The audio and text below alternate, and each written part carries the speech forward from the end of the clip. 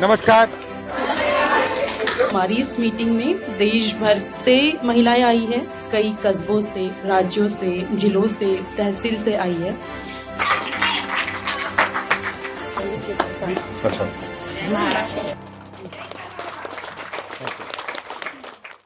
बहुत सारे लोग कर रहे हैं पॉलिटिक्स, कई सारी महिलाएं हैं भी ऑलरेडी, तो वाई अस? तो उस रेज का रियलाइजेशन कि हम पिछड़े हैं, हम सेकेंडरी हैं, हमारे पास सच में कुछ नहीं है, हमको धुतकारा गया है, हमको फेंका गया है, मारा गया है, काटा गया है, या कुछ भी नहीं किया गया, तो कम से कम चुप रहने को हमेशा कहा। और ये काटने का हथियार कौन सा है? पेट्रियार्की, नफरत, हिंसा। इसमें शर्म का क्या रोल है? शर्म is also a part of patriarchy, जहां पर हमें ट्रेनिंग दी गई है। How does it work? ये कैसे काम करता है? अगर किसी को ताकत देनी है तो किसी से ताकत छीननी पड़ेगी, और ताकत छीनने के लिए आपको कुछ सिखाना पड़ेगा। तो शर्म वो एक एलिमेंट है जो महिलाओं को, औरतों को सिखाया गया है इस बात के लिए कि तुम्हें ताकत क्यों प्रैक्टिस नहीं करनी है, क्योंकि तुम्हारा गहना तो शर्म है। और उस शर्म की वजह से आते हुए भी, जानते हुए भी, समझते हुए भी हमें लगता है ये हम कर नहीं सकते। मान लीजिए आप राजनीति में सफल हो गई और आप जो आपको राजनीति में चाहिए था हो गया, आप पावर स्ट्रक्चर में आ गई, शर्म गायब हो जाएगी?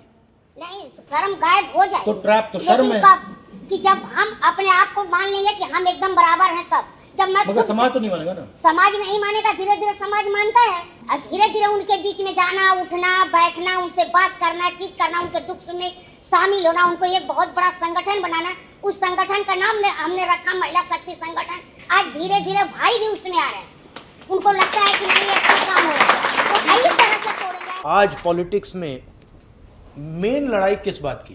संविधान को बचाने की। नहीं तो संविधान को बचाने के लिए आरएसएस संविधान पर आक्रमण कर रही है और कांग्रेस संविधान को बचाने की कोशिश कर रही है। If we are protecting one book, which book are they protecting? Manusmriti. So they are protecting Manusmriti, we are protecting constitution, right?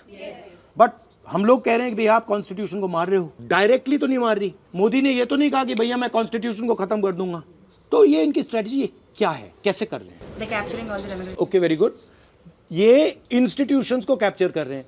Institutions capture करने से क्या होगा? 1947 में गांधी जी ने और कांग्रेस ने क्या कहा? रिप्रेजेंटेशन जो होता है और पावर जो है वो एक साथ चलेंगे, ठीक है? मतलब अगर आप एमएलए बने, रिप्रेजेंटेटिव चुने गए, तो आपको पावर दी जाएगी। ये कॉन्स्टिट्यूशन में कहा गया है और ये कांग्रेस ने हमेशा किया है। अब बीजेपी ने नया कॉन्सेप्ट निकाला है। ये पहले सिस्टम था, रिप्रेजेंटेशन और पावर एक साथ। अब इन्होंने ये कर दिया है, पावर इस साइड कर दी, रिप्रेजेंटेशन इस साइड कर दी। ये कह रहे हैं कि भैया देखो, दलित हो, आदिवासी हो, पिछड़े वर्ग के हो, तुम लोकसभा विधानसभा में जितना आना चाहते हो आ जाओ, हम बैठा देंगे तुम्हें, मगर विधानसभा में, लोकसभा में पार नहीं होगी। पावर कम इधर ले जाएंगे। तो 90% हिंदुस्तान क्या सोच रहा है? बड़ा खुश है कि भैया देखो, हमें लोकसभा में टिकट दे दी, हमें विधानसभा में टिकट दे दी, हमें पंचायतों में टिकट दे दी। और इन्होंने क्या किया? इन्होंने ये कर दिया, उसमें कुछ है ही नहीं, वो खोखला है। वो पार्लियामेंट से उन्होंने पूरी पावर निकाल दी। कहां डाल दी पावर? उन्होंने पार्लियामेंट से निकाल के इंस्टीट्यूशंस में डाल दी, ब्यूरोक्रेसी में डाल दी, अदानी अंबानी के हाथ डाल दी, सेबी में डाल दी। हाँ, तो और ये सेपरेट कर दिया। अब 90% इंडिया इसके लिए लड़ रहा है। उनको समझ नहीं आ रहा कि भैया यहाँ कुछ है ही नहीं। लोकसभा में जो एमपीज हैं, मैं उनसे बात करता हूँ, बीजेपी के एमपीज से, दलित, ओबीसी, आदिवासी एमपी से, मैं उनसे कहता हूँ भैया आप आ गए, मगर आपको कुछ मिला? कहते राहुल जी यहाँ पे तो हमारी बात नहीं सुनते, बैठा रखा है। कास्ट सेंसस का क्या लॉजिक है? अब कास्ट सेंसस से हम क्या करेंगे? हम पूरे देश को दिखा देंगे भैया इसमें कोई पार है ही नहीं, पार यहाँ है। और फिर 90% को पता लगेगा कि यार ये तो हमारा बेवकूफ बना दिया, इसमें तो पार है ही नहीं, पार उधर है, चलो उधर चलो। आपने मुझे पहले कहा कि देखिए हम पावर में पार्टिसिपेट करना चाहते, और आपने मुझे कहा कि देखिए हम रिप्रेजेंटेशन के थ्रू पावर में पार्टिसिपेट करना चाहते हैं। और मैं आपसे कह रहा हूं कि जितनी रिप्रेजेंटेशन लेनी है ले लो। कुछ नहीं मिलेगा। मैं मतलब लोकसभा में एमपी बैठा हूं, मतलब जब वो माइक ऑफ करना चाहते हैं ऑफ कर देते हैं, राइट? ये हिंदुस्तान की हिस्ट्री में पहली बार हुआ है। 1947 के बाद ये पहली बार हुआ है। 90% को हटा दिया, ब्यूरोक्रेसी में तो आपको हटा दिया, कॉर्पोरेट इंडिया में कोई नहीं है, जुडिशरी में कोई नहीं है, पावर सिस्टम में 9% 10% लोग चला रहे हैं, और 90% को इन्होंने कहा भैया तुम जाके रिप्रेजेंटेशन करो, और उसमें कुछ है ही नहीं। कांग्रेस पार्टी का क्या लक्ष्य है? 50% रिजर्वेशन, जाति जनगणना, public sector.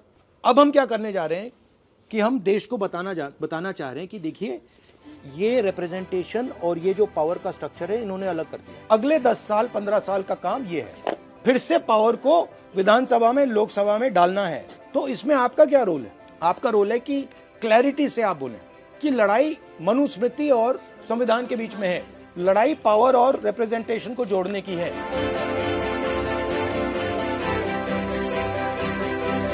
Thank you, good, I am happy.